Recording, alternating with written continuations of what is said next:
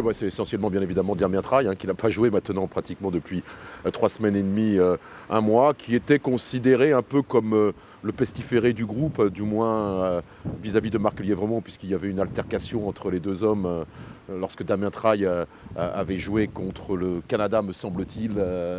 Il avait été congédié à la mi-temps et il n'avait pas apprécié, il l'avait fait savoir, ainsi que Louis Picamol, et donc cela avait créé une petite polémique entre Marc Lièvremont et le joueur. Et Damien Traille avait fait son deuil bien évidemment de cette Coupe du Monde, il considérait qu'il n'avait plus aucune chance. Malgré tout, il paraît qu'au cas où comme ça, il était assez présent aux entraînements, donc il n'a pas laissé complètement tomber l'affaire. Il a bien eu raison, puisque à la surprise générale et à la surprise d'abord de Damien Traille, son nom a été annoncé pour être sur le banc des remplaçants. Il a même dit que lorsqu'il a entendu Damien, il s'est dit « Oh là là, est-ce qu'il y a un autre Damien dans le groupe ?» Non, non, c'est bien moi, Damien Traille. Il a donc été particulièrement étonné, mais il est ravi. Et comme quoi, il faut s'accrocher aussi dans une Coupe du Monde. Il peut y avoir des surprises. Pour le reste, bon, c'est classique, puisqu'on retrouve Julien Pierre, Fabien Varcella, Dimitri Zavzeski, Jean-Marc Doussin, le petit jeune là, qui est arrivé il y a maintenant un mois et plus d'un mois, même 5 semaines à la place de David Scrella, qui pourrait de nouveau faire son entrée. Ça sera extraordinaire. 20 ans, une entrée une première sélection en finale d'une Coupe du Monde en Nouvelle-Zélande contre les All Blacks, ça serait quand même assez extraordinaire pour cette jeune carrière qui commence. Enfin bon, voilà, donc effectivement, Damien Traille, c'est un peu la surprise de la journée. On prépare le match avec, me semble-t-il, pas mal de sérénité, dans la position idéale de l'équipe qui n'a rien à perdre et qui a tout à gagner. Bien évidemment, personne ne croit à une victoire de l'équipe de France, sauf peut-être les joueurs.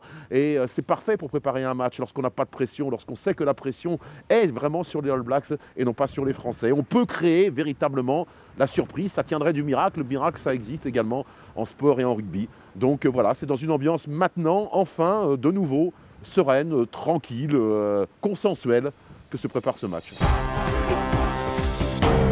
Il serait temps d'avoir peur pour les All Blacks parce qu'effectivement le début de semaine là aussi a été un peu bizarre, a été assez polémiste, notamment de la part de la presse, pas des gens dans la rue qui sont charmants. Il n'y a vraiment aucune francophobie ici, au contraire il y aura peut-être même une franco-folie et une francophilie.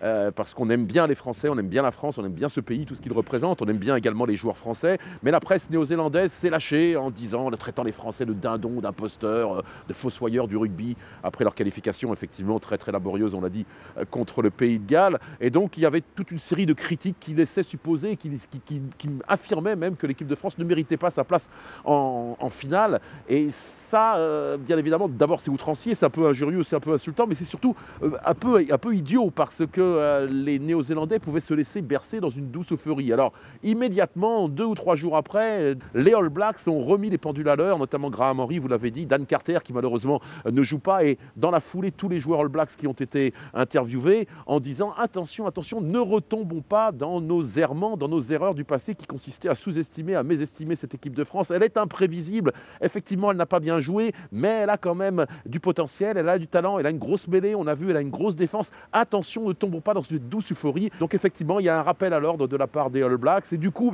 les Français qui étaient vilipendés sont cette fois-ci, non pas effectivement encensés, mais on commence vraiment à les prendre en compte, quoi.